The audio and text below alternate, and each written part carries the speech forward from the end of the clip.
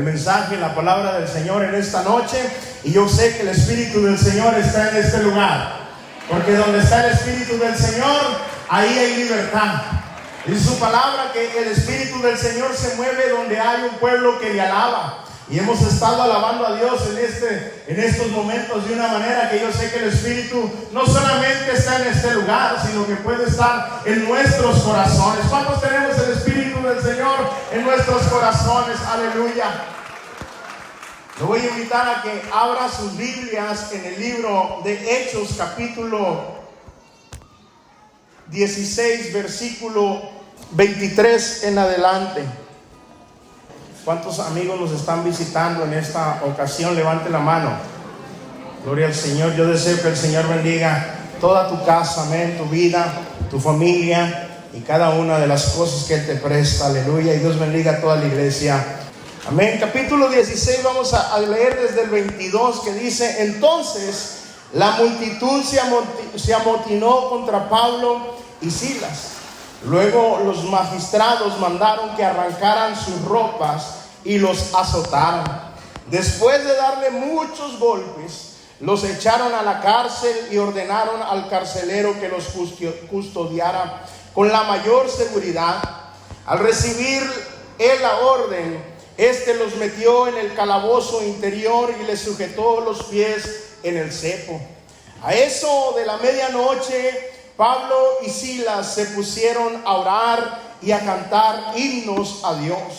Y los otros presos los escuchaban, cuando de repente se produjo un terremoto tan fuerte que la cárcel se estremeció hasta sus cimientos.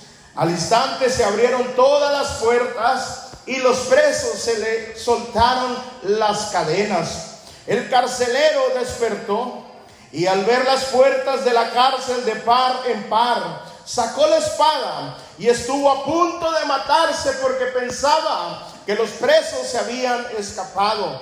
Pero Pablo le gritó, diga conmigo, no te hagas ningún daño. Diga con fuerza, no te hagas. Yo sé que no hace nada, pero saque fuerzas de la comida de mediodía una vez más. No te hagas. Todos estamos aquí. El carcelero pidió luz, entró precipitadamente y se echó temblando a los pies de Pablo y de Silas. Luego los sacó y les preguntó: señores, ¿qué tengo que hacer para ser salvo? Pablo contestó, le dijo: cree en el Señor Jesús y serás salvo tú y toda tu casa. Oramos. Señor Jesús, Padre eterno, te damos gracias por tu bondad, por tu palabra bendita, aleluya.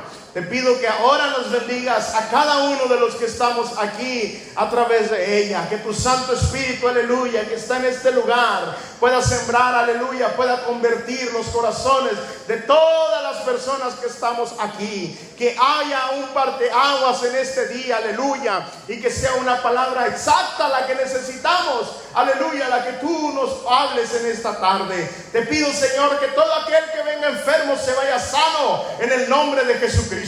Todo aquel que venga, aleluya, en congoja, en dolor, en aflicción, se vaya gozoso en el nombre de Jesucristo. Aquel que venga en depresión o en ansiedad, se vaya con la paz que solamente tú sabes dar, aleluya, la paz de Cristo. Te pido, Señor, que te levantes y que todos tus enemigos sean dispersados de este lugar, en el nombre de Jesucristo. La iglesia dice amén, sí, amén. Puede ocupar su lugar alabando el nombre del Señor Jesucristo, aleluya. Hoy quiero hablar bajo el título: no te hagas ningún daño. Antes de empezar mi introducción, yo le quiero invitar, aleluya, ahora que el pueblo de Venezuela, la nación de Venezuela está en tristeza, en dolor, en congoja, porque van miles y miles de muertos por el terremoto de hace unos días. Pues que sigamos orando y sigamos aportando de alguna u otra manera por los medios que están establecidos, y oremos por todos ellos que están pasando por tribulación. Amén. ¿Cuántos estamos orando por nuestros hermanos en Venezuela? Por todos los ciudadanos, pero en especial a nuestros hermanos de la fe, dice la palabra del Señor. No te hagas ningún daño. ¿Por qué le digo esto de Venezuela? Es que en diciembre de 1999, en el estado de Vargas, ahí en Venezuela, hubo unas lluvias torrenciales que provocaron grandes deslaves. Ríos de lodo, de piedras, de árboles y casas enteras descendieron desde las montañas y arrasaron pueblos completos. Y mientras la sequía llegaba, aleluya, después de esta gran lluvia, el lodo empezó a bajar muy lentamente.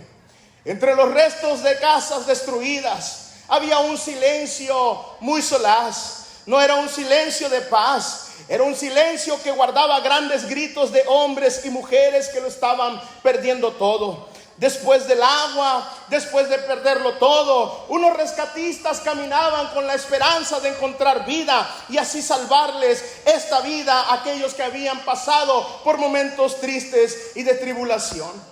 Mientras ellos caminaban y todo era algo desolador, entre el barro, entre la madera rota, entre pedazos de vidas destruidas, donde había un hogar ya no había nada, donde había casas que habían construido con el sudor de su frente por años, ahora estaba solamente una montaña de lodo. Pero ellos no imaginaban lo que estaban a punto de ver y que iban a impactar la vida de todos los que supiéramos por alguna ocasión esta historia que le voy a decir. Entre todo ese lodo sobresalía la cabeza de un hombre que no decía ni una palabra, un hombre que estaba en silencio, que su mirada estaba dirigida hacia la nada, como si la nada fuera todo lo que le importara. Y uno de los rescatistas se asombró de ver al hombre con el lodo casi hasta la boca, entre sus hombros, y solamente él respiraba muy lento y sus lágrimas caían y se enredaban con el lodo y mezclaban su cara. Y cuando esto sucedió, aquel rescatista le dijo: ¡Hey! Ya te vimos, te vamos a rescatar, no te preocupes, estamos a punto de llegar a ti, resiste. Y cuando llegaron a ese lugar, el rescatista llegó diciendo: te vamos a sacar, dale gracias a Dios, estamos todos aquí, vas a salir con vida. Y aquel hombre le dijo: no me saques, no me saques. Y le dijo el rescatista: ¿por qué? ¿Estás quebrado? ¿Sientes que tus piernas están quebradas? No, le dijo. ¿Sientes que tu cuerpo está atravesado? Tampoco. ¿Sientes que tus extremidades tienes algo? ¿Sientes que si te movemos te vamos a lastimar o te vamos a matar? No, le dijo. Mis hijas, mis dos niñas están sin vida. Las tengo una en la mano derecha y tengo a la otra en la mano izquierda. Todo lo he perdido. Déjame morir aquí. Y por un momento a aquel hombre se le quebró la voz, la vida, las lágrimas. Y esto lo podemos ver en los videos de las noticias, en cualquier red social. Si usted busca el hombre de Vargas de Venezuela, aquel rescatista no supo qué decir más que decirle: déjanos ayudarte, ellas ya no sufren más. Pero ¿qué se le dice a un hombre que aparentemente lo ha perdido todo? Ha perdido a su esposa, ha perdido su patrimonio, ha perdido su esfuerzo del trabajo, y no obstante de eso, algo a lo que no tiene nombre, ha perdido a sus dos niñas, una en la mano derecha y una en la mano izquierda. No tenía esperanza de vivir, y esas cosas realmente duelen. No hay palabras humanas para consolar el dolor de un padre cuando pierde a su hijo o a su hija. No existen palabras humanas, no existen consuelos humanos que pueda cubrir el dolor que experimenta un padre, aleluya, cuando se vive una tragedia, cuando se vive estas situaciones. Y es que en realidad, hermanos, amigos, usted puede estar de acuerdo conmigo, tal vez no, pero hay situaciones en la vida que realmente duelen, que tal vez no han sanado, que tal vez han quitado la ilusión de seguir viviendo, que tal vez usted cree que sus problemas no tienen solución y tal vez sí ha perdido y ha pasado por momentos muy desoladores, aleluya. Pero yo en esta tarde le tengo buenas noticias, no a través de mi voz ni de mi inteligencia ni una predicación hueca, sino a través de la palabra del Señor, porque su palabra dice en Mateo 11:28: venid a mí todos los que estén trabajados y cargados, que yo los haré descansar. Y ese mismo Señor que dice esto está en este lugar y puede hacer un gran cambio en su vida. Dios sabe que usted sufre, Dios sabe que usted se duele, Dios conoce sus lágrimas, Dios conoce su dolor, su enfermedad. Dios no es un Dios apático. Dios no se esconde detrás de un telón santificándose como que usted no se puede acercar a Él. No, dice ahora su palabra: entrad pues confiadamente ante el trono de la gracia para hallar oportuno socorro. Y hoy la gente necesita ser salva por el socorro del Señor Jesucristo. En esta vida hay personas quebradas. Tal vez todos los domingos, usted no se imagina, yo todas las veces que abro el lugar donde me reúno, donde nos reunimos, yo le digo al Señor: Señor, llena este lugar de tu presencia, pero también llena este lugar con personas que necesitan de tu presencia.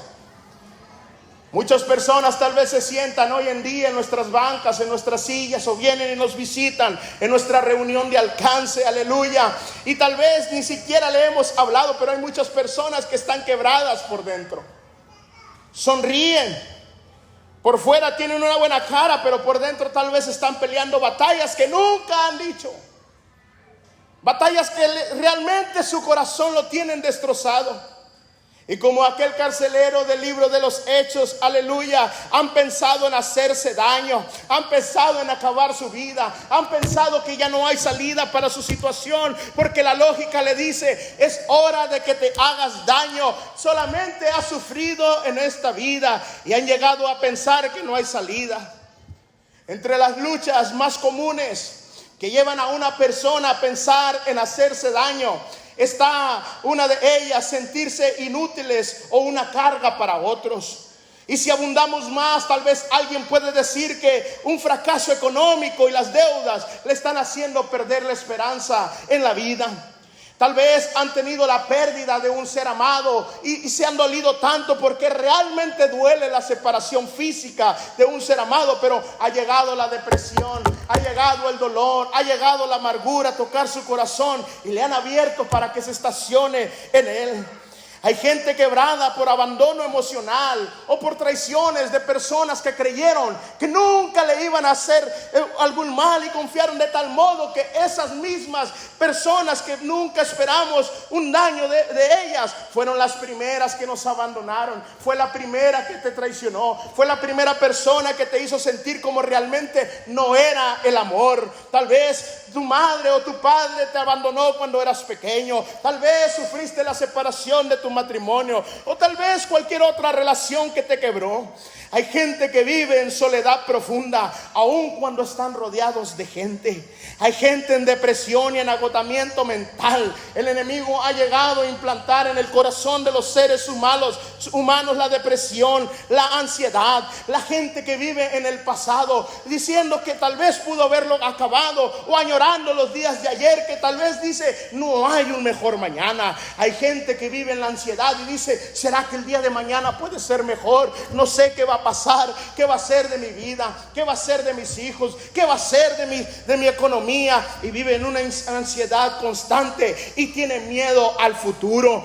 Hay gente que vive con culpas de errores del pasado. Todos aquí tenemos un pasado, y el enemigo a veces viene a recordarnos y hacernos creer que el pasado lo tenemos que arrastrar hasta lo último minuto de nuestra vida.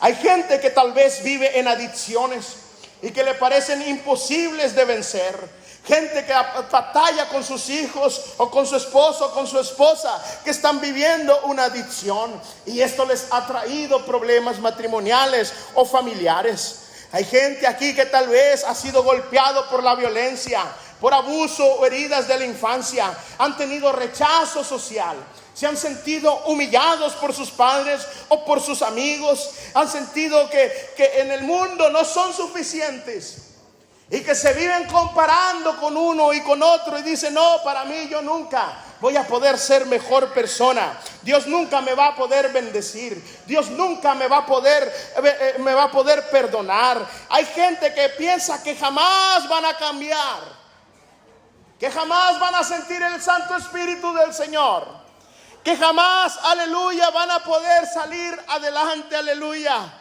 Hay gente que el enemigo en este día le está hablando a su vida, que el Señor lo reprenda y le dice: tú no tienes propósito alguno en esta vida, hazte daño, aleluya. Pero yo le tengo buenas noticias, aleluya. El Señor Jesucristo tiene un propósito para su vida. El Señor Jesucristo puede reconstruir su vida, puede hacer nuevas todas las cosas, puede regresarle su matrimonio, puede pagarle su deuda, puede sanar su enfermedad. Todo esto si usted en este día le alaba y le glorifica y entrega su corazón al Señor Jesucristo. Usted no tiene que creerle a Satanás, usted no tiene que creerle a la realidad, usted no tiene que creerle a la lógica. Porque no puedo evitar decirle que su situación es real, pero tampoco puedo evitar decirle que mi Dios es más grande y es más real que su problema. Aleluya. Hoy la iglesia del Señor, hermanos, ¿cuántos estamos aquí? Somos iglesia del Señor. Tenemos una palabra, ¿cuántos decimos amén? Tenemos buenas noticias para nuestros amigos, ¿cuántos decimos amén? Y tenemos que levantar la voz y hacer resonar, aleluya, a todos los que están aquí presentes. Es una palabra que no inventamos nosotros, no inventó el pastor, no me la saqué de la mente cuando yo venía en camino, no. Hoy es una palabra que el Señor Jesús te dice en este día que estás pasando por momentos críticos. Diga conmigo, iglesia: no te hagas ningún daño. Y es que la gente no quiere morir. Lo que quiere la gente es terminar con sus problemas y con su dolor. La gente, usted y yo, los seres humanos, fuimos creados para ser eternos. Cuando Dios nos hizo, aleluya, de una manera magnífica, Él nos puso un ser eterno, un espíritu eterno. Nuestro cuerpo no tenía que morir. Hoy en día, a causa del pecado, hermanos, empieza el tiempo a transcurrir sobre nosotros. Y la gente tiene que morir una sola vez, como está instituido, y después va a resucitar. Pero no estamos hechos para morir. Es por eso que mucha gente, por más espiritualmente o emocionalmente preparada, en aquel momento, cuando siente que su vida va a transicionar de este plano al otro plano espiritual o sobrenatural, lo que se vive en el transcurso de la vida hacia la muerte, todos tienen la incertidumbre de cómo se vive. Nadie sabe tal cual qué es lo que se vive en ese momento.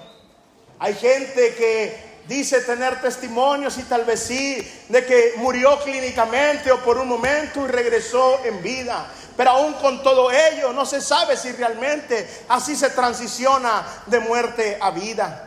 Nadie de los que estamos aquí estamos hechos para morir.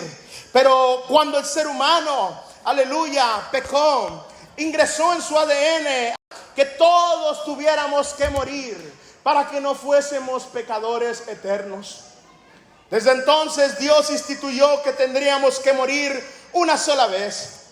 Juan capítulo 5, versículo 29. Nos dice: y saldrán los que hicieron lo bueno a resurrección de vida, mas los que hicieron lo malo a resurrección de condenación. Daniel capítulo 12, versículo 2 nos dice: y muchos de los que duermen en el polvo de la tierra serán despertados, unos para vida eterna y otros, escucha amigo, para vergüenza y confusión perpetua. El Evangelio según Mateo capítulo 25 versículo 46 dice: e irán estos del castigo eterno, mas los justos irán a la vida eterna. Esto nos dice que todos los que estamos aquí un día vamos a resucitar, pero no todos los que estamos aquí vamos a resucitar para vida y gozo eterno.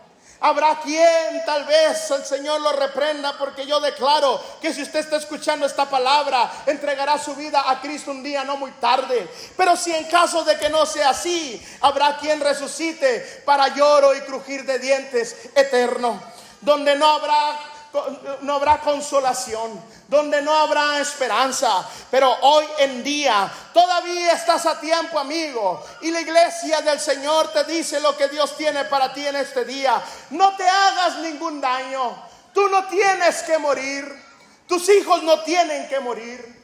Tu familia no tiene por qué hacerlo, porque hemos sido hechos para ser eternos. Y la iglesia predica que un día seremos levantados juntamente con Él al toque de la final trompeta, como lo dice Pablo. Y los muertos en Cristo resucitarán primero, y los que estemos vivos seremos levantados con Él en las nubes y nos iremos a las bodas del Cordero. Pero yo no me quiero quedar, iglesia. Si tú te quieres quedar, quédate callado. Pero si te quieres ir con Él, dale un gloria a Dios. Alaba al Señor en este día, porque no tenemos que morir eternamente. La vida es un breve instante, se va en un suspiro. Un día estamos, mañana quién sabe. La muerte no respeta edad, no respeta estatus social o estatus económico. Pero el enemigo quiere hacer que mucha gente acelere el camino hacia la muerte y que se haga daño. Tú no estás hecho para la muerte. Tal vez quieras morir, amigo. Tal vez quieras escaparte de esta vida. Tal vez no físicamente, pero sí espiritualmente. Estás muriendo día con día. Todos aquellos que buscan lo contrario a Dios, porque aquí no hay términos medios. Martín Lutero decía que el hombre desde que pecó se volvió una bestia del campo. Y las bestias no están para entender razones ni para tomar decisiones. Solamente escogen o hacen lo que su jinete les dice que haga. Y Martín Lutero termina esta frase: y al hombre o lo monta Dios o lo monta el diablo. Y el enemigo quiere hacernos creer que usted está tomando sus propias decisiones y querer escapar de esta vida, o tomar un camino espiritual el cual no es de nuestro Señor Jesucristo. Usted se está matando tal vez emocionalmente o espiritualmente, o está acudiendo, aleluya, a lugares donde es de perdición, donde es de muerte, donde es de dolor, aleluya. El diablo quiere matarnos, aleluya, y una de las maneras más astutas es que uno mismo pretenda hacerse daño porque cree que no hay esperanza para su vida. Hay gente en este momento, hermanos, mientras yo estoy predicando y usted está muy a gusto en su silla, aleluya, que está tomando la puerta falsa y se está quitando su vida. Hay gente en este momento, aleluya, que está consultando hechicería, está haciendo brujería y está matándose espiritualmente.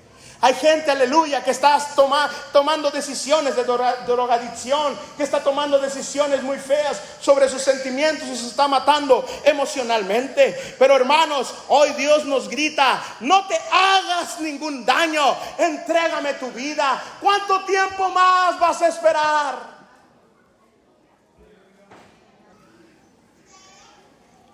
El carcelero, hermanos, de Hechos 16, se quería hacer mal. Se quiso hacer mal. Tal vez usted en noches muy tristes o en situaciones muy adversas ha querido hacerse daño. Y no era para menos. Tal vez no era para menos cuando usted se quiso hacer daño. Tal vez se cuestionó hasta dónde estaba Dios. Tal vez se preguntó por qué la vida es así.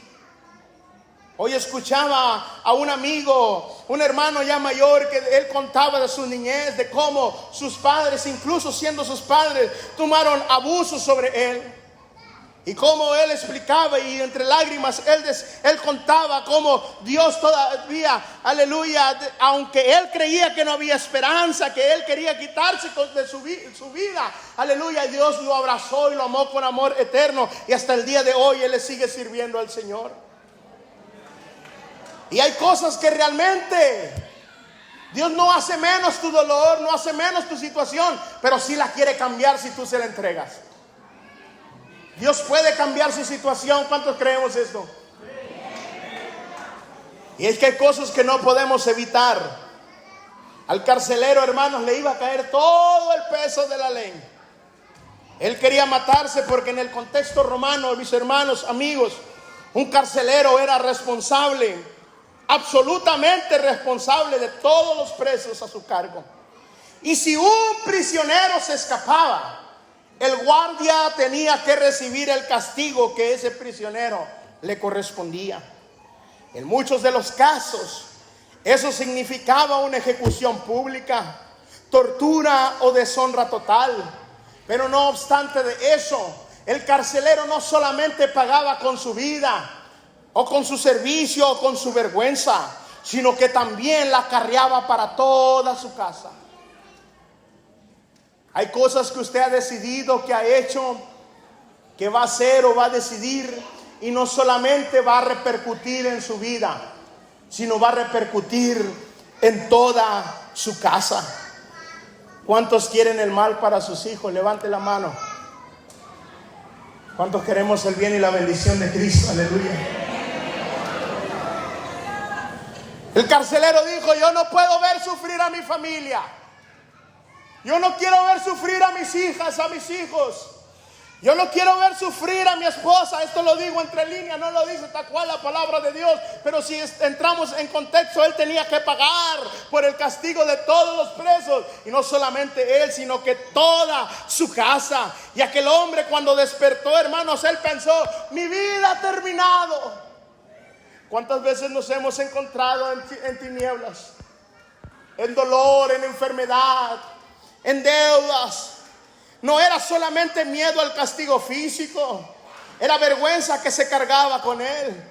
Era la desesperación, la culpa, el terror al futuro, la pérdida total de esperanza. Mucha gente cree que no tiene esperanza para su vida. Mucha gente que tristemente el diablo las ha arrastrado a causa de sus decisiones. Creen que no puede haber un gran cambio para su vida. Gente abusada física, emocional y tal vez hasta sexualmente. Gente que vive en un engaño de que su vida solamente debe ser sufrir y sufrir, y que al final simplemente es morir sin sabores en esta vida, y tal vez encontrar un poco de sabor momentáneo en los deleites del mundo que son pasajeros y al final nos traen muerte.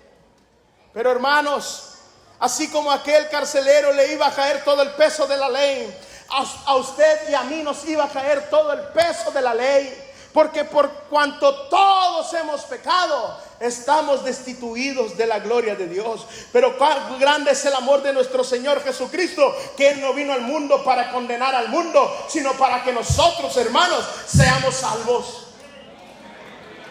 Él ya vino y pagó, hermano. Usted no tiene por qué hacer daño, amigo. Él ya vino y sufrió en la cruz del Calvario. Usted no tiene por qué hacerse daño.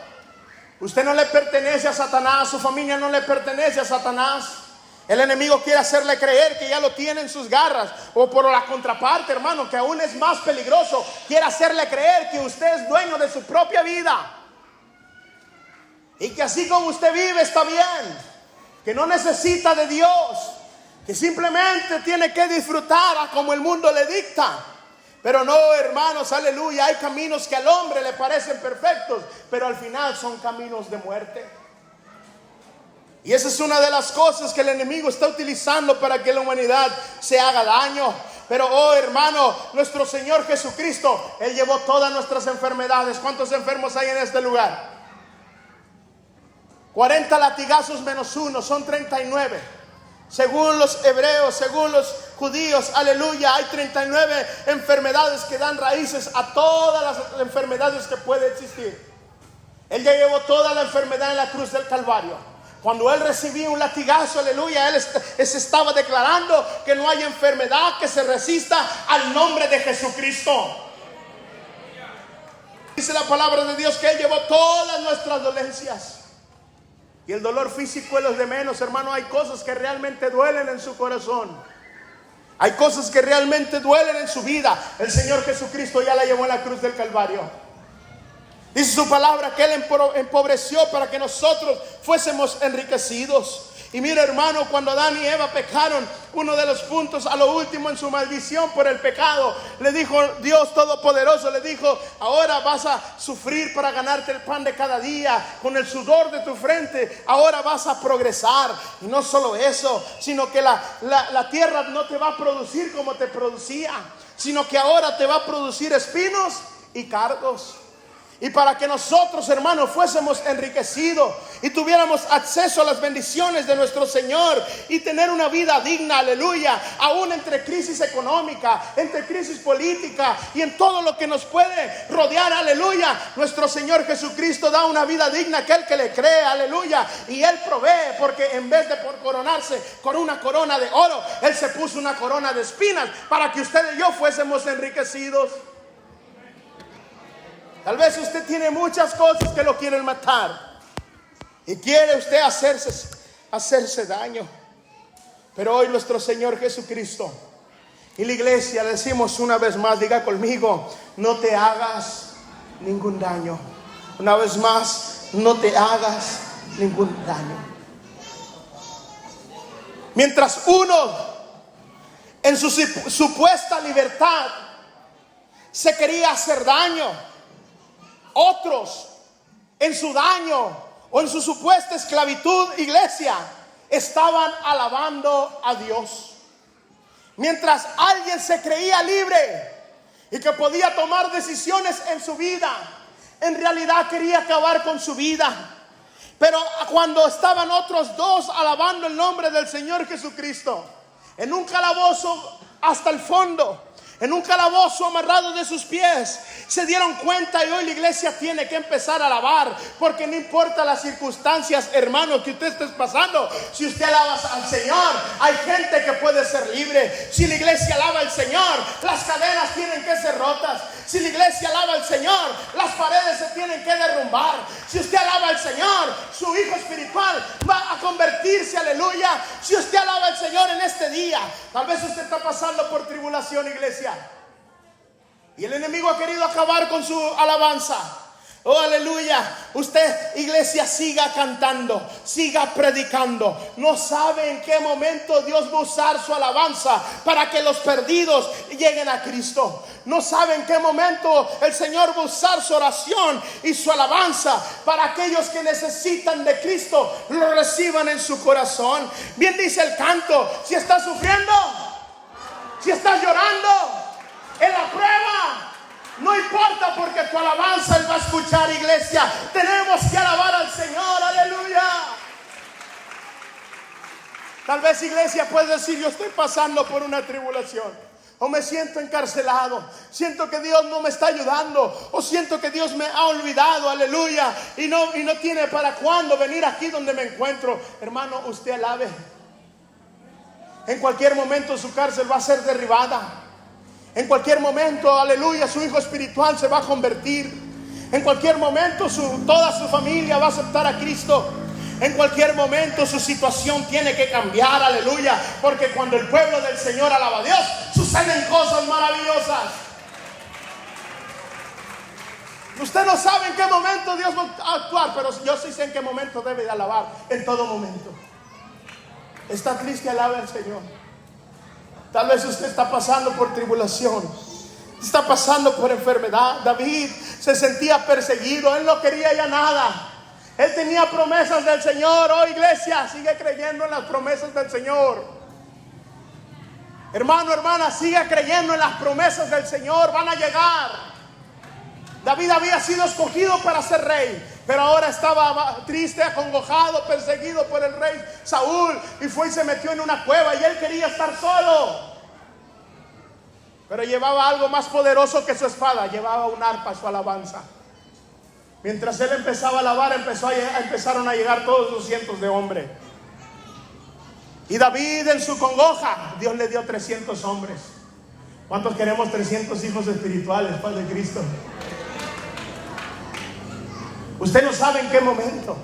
El enemigo quiere callar su alabanza, pero es momento de empezar a alabar, iglesia, porque la gente tiene que escuchar que hay esperanza para su vida. La gente tiene que escuchar que hay un Dios todopoderoso. La gente tiene que saber, aleluya, que el Señor está hablando a nuestra vida y no quiere que se haga ningún daño, porque todavía hay una palabra de fe, una palabra de bendición que la iglesia predica, y hay esperanza en nuestro Señor Jesucristo, aleluya.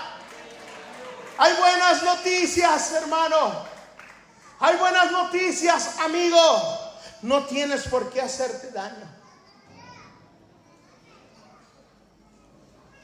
No tienes por qué entregarle tu vida en charola de plata al enemigo. No tienes por qué vivir en drogadicción, en adicciones por toda tu vida. No tienes que vivir con esa enfermedad que no ha sido puesta para que termine con tu vida. No tienes que vivir con una situación, aleluya, con la que el Señor simplemente la ha puesto para que su nombre se gloríe en tu vida. No tienes que hacerle caso al enemigo, aleluya. En todo momento, hermano, iglesia, hay que alabar al Señor, porque las almas necesitan a Cristo. El mundo necesita a Cristo y la iglesia necesita cantarle y predicarle. No te hagas ningún daño, hay esperanza para ti, aleluya. Aquel carcelero le dijo: ¿qué es lo que debo de hacer para ser salvo? Y Pablo le dijo: cree en el Señor Jesús y serás salvo tú y tu casa. Ahorita cantábamos: hoy declaro que la bendición llegó a tu casa. Aquel hombre con sus 2 niñas en las manos, sin vida, en una tragedia que realmente duele. Y hubo quien lo rescatara físicamente, pero hay algo más poderoso que te quieres rescatar, no solamente físicamente, sino espiritualmente, para vida eterna. Y ese es nuestro Señor Jesucristo, y Él está en este lugar. ¿Cuántos creemos en el Señor Jesús? Aleluya. Si tú crees, ponte de pie, iglesia. Ponte de pie, amigo, y di: yo creo en el Señor Jesús. Hoy declaramos que la bendición llegó a tu casa. No te hagas ningún daño. No entregues tu vida al enemigo. Hoy es un buen día para entregarle tu vida al Señor Jesucristo. ¿Cuántos podemos entregarle nuestra vida en este día a nuestro Señor y decirle: Señor, toma mi vida, toma mi casa? Tal vez usted ha pasado por tristeza, por un momento muy desolador, por un momento que realmente duele. Hoy el Señor Jesucristo te dice: no te hagas ningún daño. Dale tu vida al Señor Jesucristo. Si usted deja entrar al Señor en su casa, hubo un hombre que no era del pueblo del Señor. Y cuando David trajo el arca del pacto, él la quería poner en su palacio cerca de él, pero cuando iba de camino, uno de los bueyes tropezaron, la carreta se movió y el arca del pacto estuvo a punto de caerse. Y uno de los soldados, llamado Usa, quiso detenerla, y cuando la tocó, este hombre cayó muerto, fulminado. Entonces le tuvieron miedo al arca del pacto y buscaron quién podía darle asilo al arca del pacto, mientras veían dónde ponerla. Y entre todos los que tal vez pudieron ver, encontraron un hombre que no tenía para dónde hacerse, llamado Obed-Edom. Y Obed-Edom no era del pueblo del Señor, no creía en el Dios de Israel, pero cuando supo lo que la presencia de Dios podía hacer, fue a su casa, le dijo a sus hijos y a su esposa: hijos, va a entrar la presencia de Dios, así que vamos a sacar todos los ídolos, vamos a sacar todo aquello que no le gusta al Dios de Israel, para tener la presencia de Dios por unos momentos, mientras el rey decide qué hacer con ella. Y dice la palabra de Dios que durante 3 meses que la presencia de Dios entró a la casa de Obed-Edom, Obed-Edom y toda su familia fueron más bendecidos que todos los de su alrededor. Sus hijos se volvieron más elocuentes, más inteligentes. Los negocios que hacían le salían bien. Su casa era muy bendecida. Y algo diferente estaba en la casa de Obed-Edom.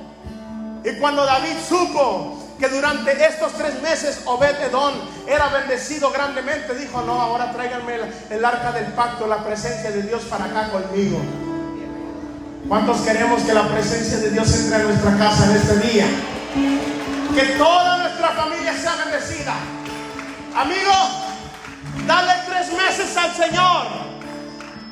Si en 3 meses no estás conforme, regrésanoslo. Pero si en 3 meses el Señor hace algo en tu vida, que tú digas: yo quiero que la presencia de Dios esté siempre en mi vida, tenemos buenas noticias, te puedes quedar con ella en tu casa. Dale 3 meses, estos 3 meses, ve a la iglesia, ve a la reunión de alcance, escucha palabra de Dios, escucha cantos, pon tus problemas en las manos del Señor. 3 meses solamente, y en 3 meses me cuentas cómo te fue. Porque yo sé que si tú crees en el Señor, serás salvo tú